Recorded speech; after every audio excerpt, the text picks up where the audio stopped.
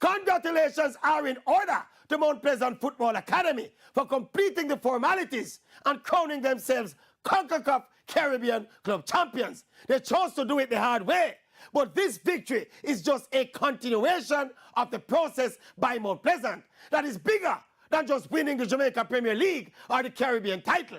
They obviously want to make some proper noise at the CONCACAF level. Plus, there is a major monetary incentive for Mount Pleasant to make some waves against the bigger clubs in the region. We all saw what Cavalier did last season against a high-profile Lionel Messi and his Inter Miami team. The aim must be to build on that, but they have to play some better football. Anyway, congrats to Mount Pleasant, the ownership, the management, the coaching staff, and the players, champions of Caribbean football.